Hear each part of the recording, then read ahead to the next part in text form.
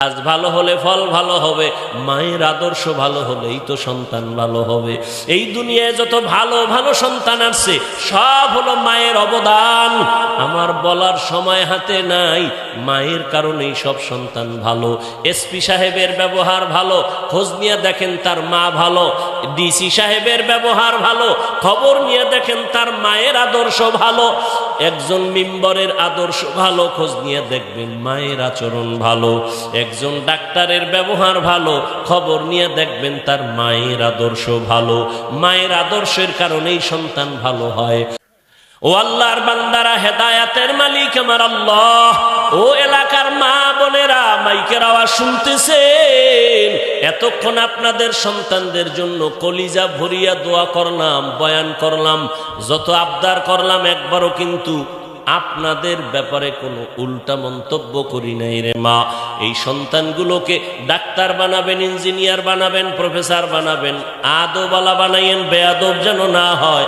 আর এগুলোর জন্য আপনি মায়ের দোয়া লাগবে, মায়ের অবদান লাগবে, না হয় সম্ভব না। কারণ গাছ ভালো হলে ফল ভালো হবে, মায়ের আদর্শ ভালো হলেই তো সন্তান ভালো হবে। এই দুনিয়ায় যত ভালো ভালো সন্তান আসছে সব হলো মায়ের অবদান। আমার বলার সময় হাতে নাই, মায়ের কারণেই সব সন্তান ভালো। এসপি সাহেবের ব্যবহার ভালো, খোঁজ নিয়ে দেখেন তার মা ভালো। ডিসি সাহেবের ব্যবহার ভালো, খবর নিয়ে দেখেন তার মায়ের আদর্শ ভালো। একজন মেম্বারের আদর্শ ভালো, খোঁজ নিয়ে দেখবেন মায়ের আচরণ ভালো। একজন ডাক্তারের ব্যবহার ভালো, খবর নিয়ে দেখবেন তার মায়ের আদর্শ ভালো। মায়ের আদর্শের কারণেই সন্তান ভালো হয়।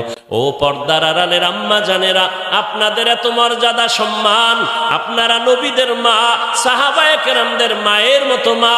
আজকে এই স্টেজে কত ছাত্রের মাথায় পাগড়ি দিলাম, এরা আলেম হয়েছেন, এরা হাফেজ হয়েছেন, এদের মা বাবার জীবন কত ধন্য।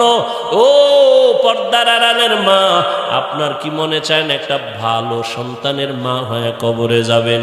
কোরআন পড়াই একটা ওই ডাক্তার সন্তান ডাক্তারি করবে, কোরআন পড়িয়া নামাজ পড়িয়া আপনি মা বাবার জন্য দোয়া করতে ভুলবে না। এখনো সময় আছে, তওবা করেন। আপনার মতো কত মা এখনো আছে পর্দা করে, মোবাইলে চরিত্র নষ্ট করে না, নামাজ ছাড়ে না, বেপর্দায় চলে না, স্বামীর মাল খেয়ানত করে না, স্বামীর মাল হেফাজত করে, সন্তানগুলোকে ভালো বানাবার চেষ্টা করে। আম্মা জানের, আপনারা কেন পারবেন না? এখনো সময় আছে, তওবা করেন।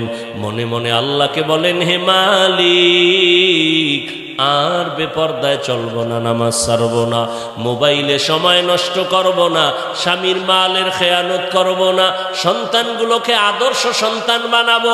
ও আমার যুবক বাবারা, তওবার নিয়ত করো। আবু জাহালের মতো কপাল পুরিও না, ওমরের মতো মেজাজ নিয়ে তওবা করে নাও। ওমরের মতো তৈরি হইয়া আল্লাহকে মনে মনে বলো, আল্লাহ, জীবনে এক পর্যায়ে গুনাহ তো কম করি নাই, মায়ের সাথে বেয়াদবি, বাবার সাথে বেয়াদবি, মুরব্বীদের সাথে বেয়াদবি, আলেমদের সাথে বেয়াদবি কম করি নাই। আজকে থেকে তওবার নিয়ত করে ফেললাম। জীবনে জেনারেল লাইনে পড়ি আর যাই করি, আমার মতো যুবক যদি একটা স্কুল কলেজে পড়ে নামাজ পড়ে, আমি কেন পারবো না? আমার মতো সন্তান ব্যবসা করে, চাকরি করে, নামাজ পড়ে, আমি কেন পারবো না? আজকে থেকে তৈরি হয়ে গেলাম, আর নামাজ ছাড়বো না, দাড়ি কাটবো না, বেপরদায় চলবো না, মা বাবার সাথে বেয়াদবি করবো না। শিক্ষকের দোয়া নিয়া, ওলামায়ে কেরামের পরামর্শ নিয়া, নবীজির আদর্শ নিয়া জীবন ভর চলবো, গুনাহের দিকে আর যাব না।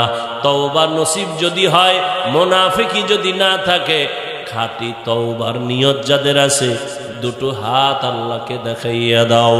আয় আল্লাহ, হাতগুলো কবুল করে নেন, তওবা কবুল করে নেন, তওবার উপরে মজবুত হইয়া চলার মতো তৌফিক দান করেন। আমিন। আলহামদুলিল্লাহি রাব্বিল আলামিন।